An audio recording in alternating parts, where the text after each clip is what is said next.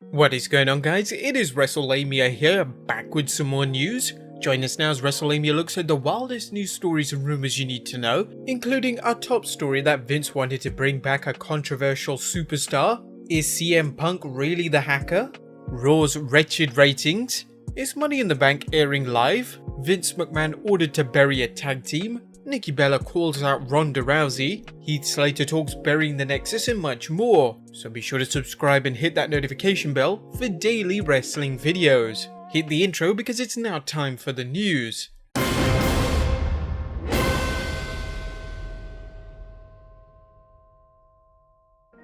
Our first story looks at Vince McMahon wanting to bring back a controversial superstar.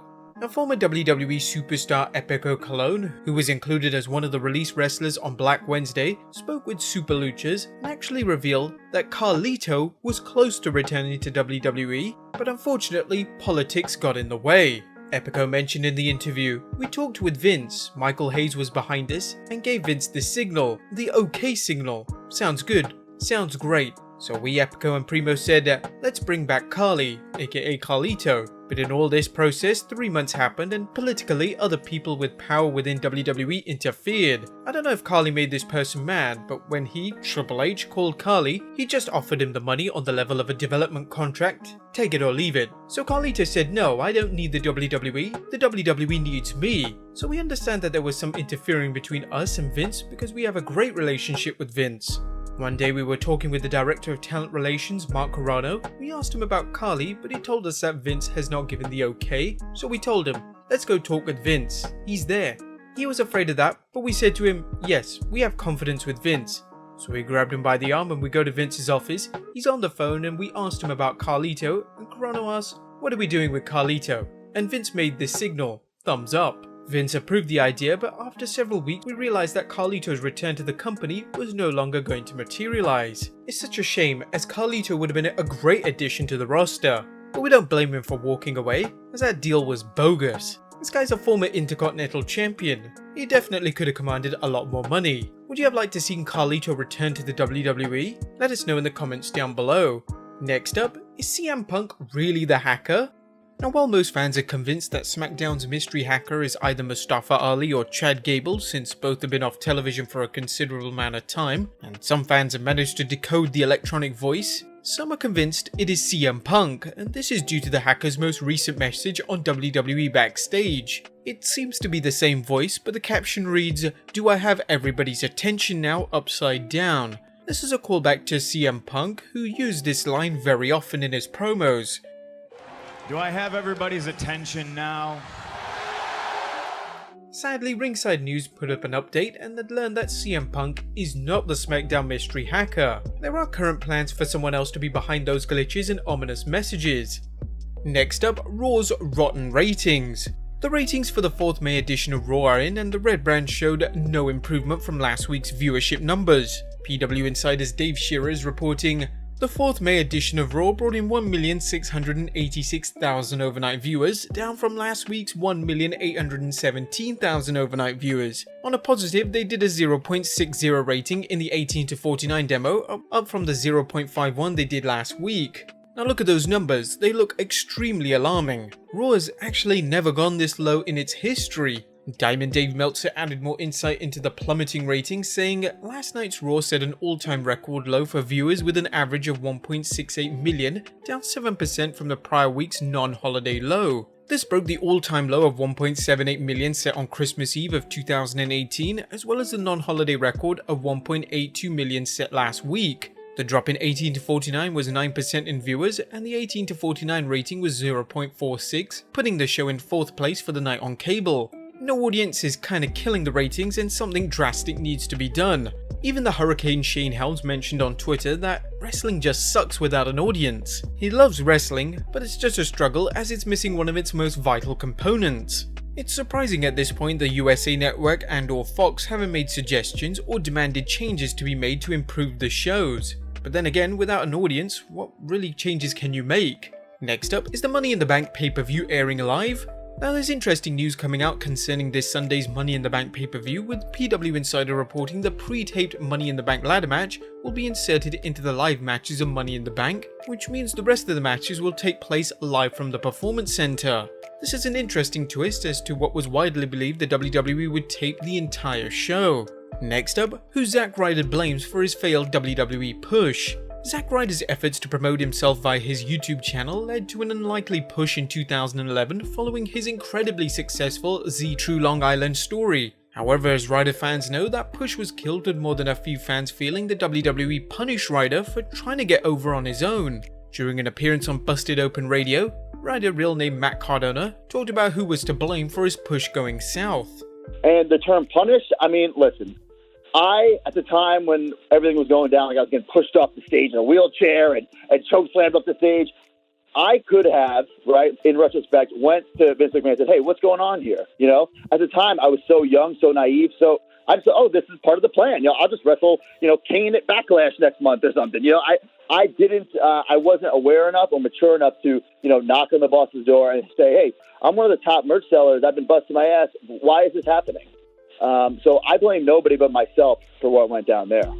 It's good to see a wrestler taking ownership for their careers, even if there were mitigating circumstances. He's a talented performer who has the right mindset to succeed in the next phase of his career, and we can't wait to see where things take him.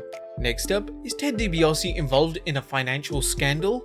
WWE Hall of Famer Ted DiBiase, aka the $1 Million Man, caught some bad press when his name was mentioned in a press release detailing the results of an audit by the Mississippi State Auditor Shad White. As according to the press release, millions of dollars of grants from the Mississippi Department of Human Services (DHS) were misspent, converted to personal use, spent on family members and friends of staffers and grantees, or wasted. A number of questionable financial distributions were detailed, including payments made to Ted DiBiase and two of his sons. MCEC and FRC paid large sums to wrestlers Ted DiBiase Jr. and Brett DiBiase for work that was not performed for unreasonable travel costs or with little proof the programs helped the needy.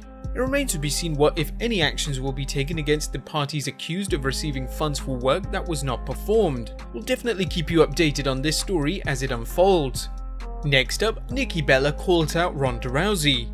Now, in case you missed it, Nikki Bella and Brie Bella recently released a co-memoir titled Incomparable, which includes a number of details of their lives. One passage concerns Nikki's take on Ronda Rousey debuting after the 2018 Royal Rumble pay-per-view. It was nothing against Ronda. It is thrilling that she is at WWE, but she was a bit of a slap in the face to all the historic women wrestlers who'd come out for the match, the main event, only to have the moment upstaged by Ronda's announcement. It didn't need to happen like that. The WWE Hall of Famer elect apparently has some strong feelings about Rousey's debut. Do you think the criticisms are warranted? Let us know in the comments down below.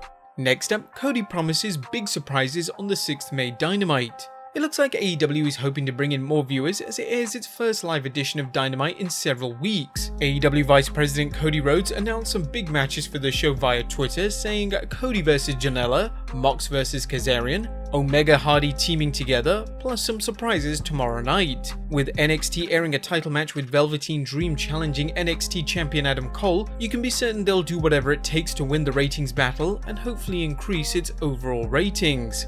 But even though AEW has a loaded show, so does NXT. Now, after winning the ratings back-to-back in the Wednesday Night War, the Black and Gold brand is eager to get the edge after dropping out the winner's circle the last 2 weeks. We already mentioned Adam Cole will defend his NXT belt against Velveteen Dream, while Charlotte will defend her NXT Women's Championship against Io Shirai. It's also featuring the in-ring debut of Karrion Kross, Dominik Dijakovic versus Tommaso Ciampa, and Finn Balor looking for his mystery assailant.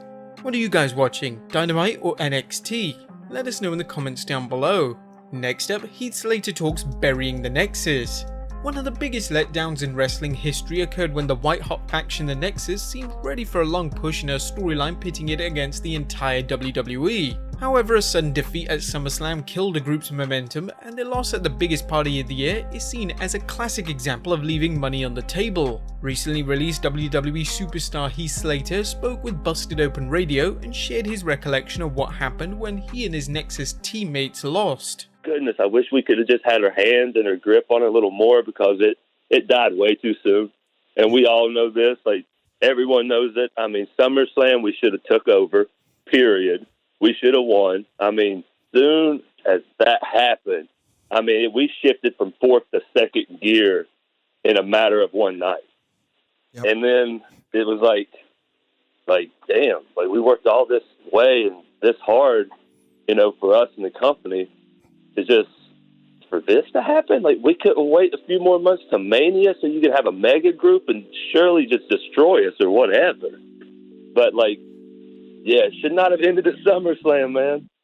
There are too many random factors to tell whether Slater's career would have turned out better if the Nexus had remained dominant, but it's clear he never went any further up the ladder following the Nexus angle. Vince ordered to bury a top NXT tag team. The story of NXT performers excelling on the black and gold brand only to fall apart on the main roster are many, but why would the WWE intentionally bury one of its most successful acts?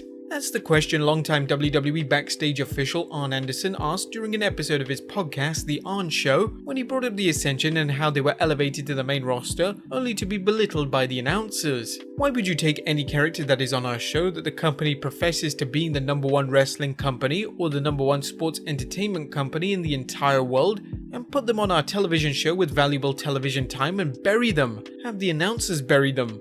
As fans may remember, Connor and Victor went from dominant NXT Tag Team Champions to glorified enhancement talent on the main roster. And finally, the Revival is appearing on the Talk is Jericho podcast. But Chris Jericho has announced his guests for the 6th May edition of his podcast Talk is Jericho, and they include the formerly named Revival. This should be one interesting show, may even top Jericho's interview with Jon Moxley following his departure from the WWE. You can be certain that Harwood and Wheeler have lots to say about their time in Titanland. But there you have it guys, the wildest news stories and rumors you need to know. Be sure to leave your comments down below, subscribe if you haven't already, follow us on Instagram and Twitter, and I'll see you next time with some more wrestling content.